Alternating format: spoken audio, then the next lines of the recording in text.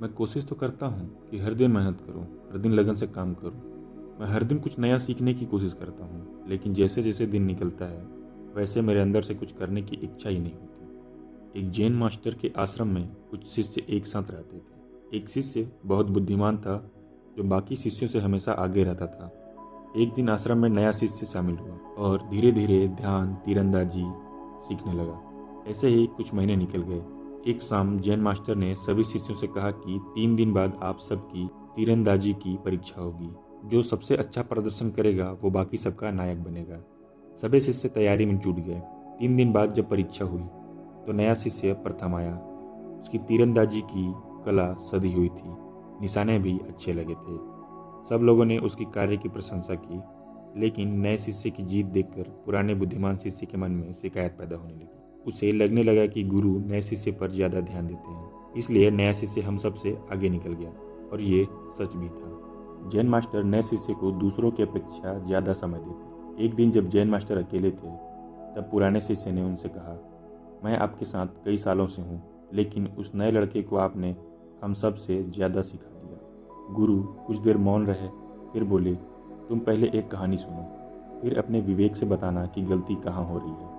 गर्मियों के दिनों में एक यात्री दूर शहर जा रहा था। काफ़ी देर चलने के बाद उसे थकान हुई और तेज गर्मी के कारण गला सूखने लगा।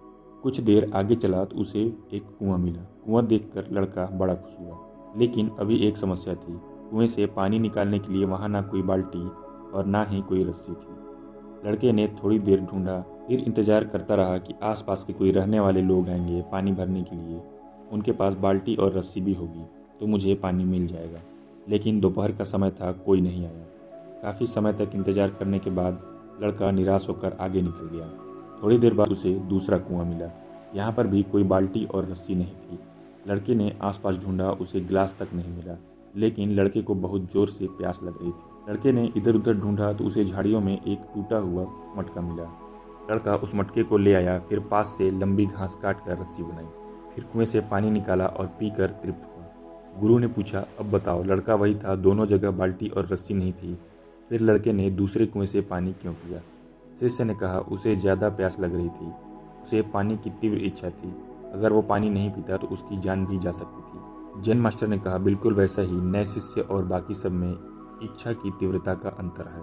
सबसे पहला लेसन, अंतर्मन की इच्छाएं।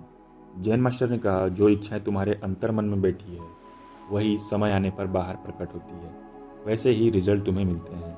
शिष्य ने मास्टर से कहा, लेकिन यहाँ आश्रम में मेहनत तो हर कोई करता है। मास्टर ने कहा, लेकिन हर किसी के अंदर इच्छा अलग है।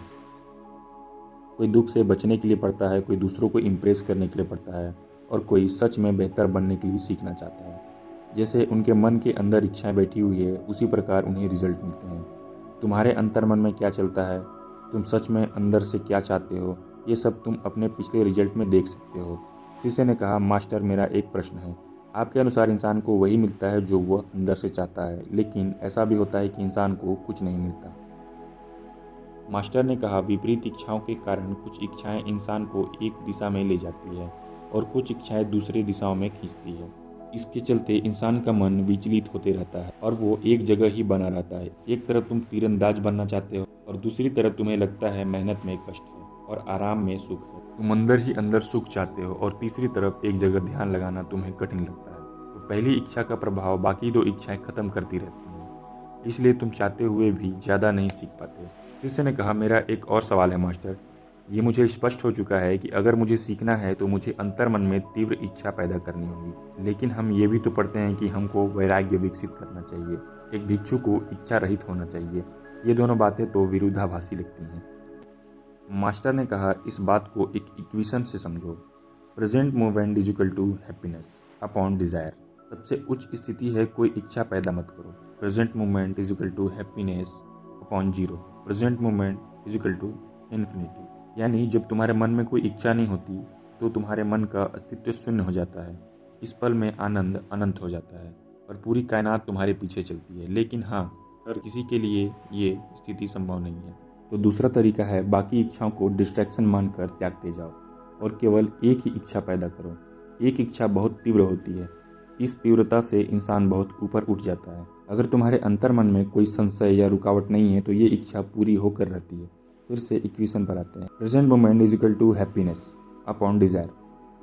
जितनी इच्छाएं करोगे उतना डिज़ायर का डी बढ़ता जाएगा, उतना प्रेजेंट मोमेंट में आनंद कम होता है और उतना ही प्रेजेंट मोमेंट में रुक पाओगे, क्योंकि यहाँ रुकने का आकर्षण ही नहीं बचा। जो लोग अपने अंदर नहीं झांकते वो कभी रियलाइज़ नहीं करते कि उनकी दिशाहीन विपरीत इच्छाएं ही उन्हें विचलित करती हैं।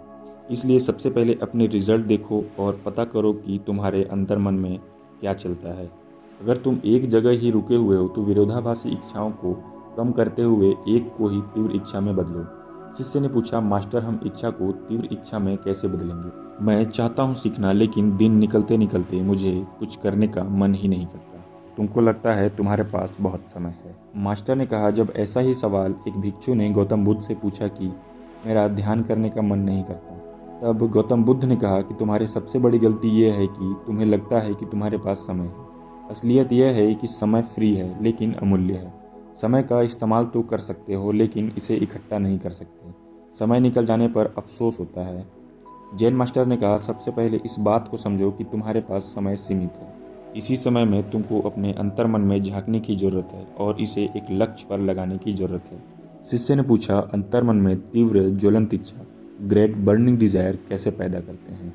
मास्टर ने कहा, सबसे पहले तुम खुद को याद दिलाओ कि मेरे पास समय कम है और इस समय सबसे पहले मुझे अपने अंतर्मन को लक्ष्य के लिए प्रोग्राम करना है। अगर मन में विचार आए कि मैं कल कर लूँगा तो सावधान हो जाओ, क्योंकि कुछ अंतर्मन के विचार हैं जो रुकावट पैदा कर रहे हैं। इसलिए सबसे पहले शांत होकर बैठ जाओ, फिर आंख बंद करके अपने लक्ष्य का चित्र देखो।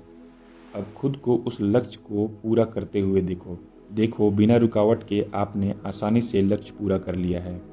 महसूस करो कि आप लक्ष्य के साथ एक हो चुके हो।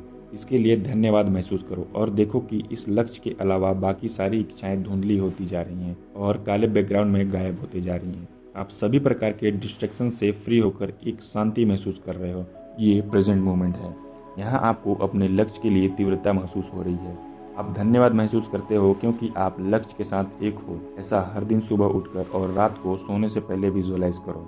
विजुअलाइज करने के बाद 5 मिनट आप शांत होकर बैठो। जैन मास्टर ने कहा, यही तरीका है अंतर्मन को एक लक्ष्य के लिए प्रोग्राम करने का। ये सरल तरीका होते हुए भी लोग इसे टालते हैं क्योंकि उन्हें लगता है कि उनके पास समय है। इसलिए गौतम बुद्ध याद दिलाते हैं, आपकी सबसे बड़ी गलती है आपको लगता है आपके पास समय है, लेकिन इस भाग दौड़ के जीवन में आपको पता भी नहीं चलेगा शुभ अवसर आपके हाथ से कब निकल गया। शिष्य ने पूछा, मास्टर मेरा एक और सवाल है, अंतर्मन में बैठी अन्य इच्छाओं को कैसे हटाएं? इसके लिए अभी अभ्यास करो। तुम्हें पता भी नहीं कि तुम्हारे अंतर्मन में क्या इच्छा बैठी है, लेकिन जब तुम एक दिशा में चलोगे तो कुछ अंतर्मन की इच्छाएं डर, आलस, डाउट का रूप लेकर प्रकट होगी। तुम बस इनका त्याग करते जाओ और अपना ध्यान एक इच्छा पर बनाए रखो। इसी तरीके से बड़े बड़े लक्ष्यों को हासिल किया जाता है। दोस्तों, अगर आपको ये वीडियो पसंद आए तो देखिए किस तरह आलसी लड़के को एक लक्ष्य की शक्ति ने पूरा बदल कर रख दिया। इसी तरह की राज की बातें आपको राज तक पर देखने को मिलेंगी।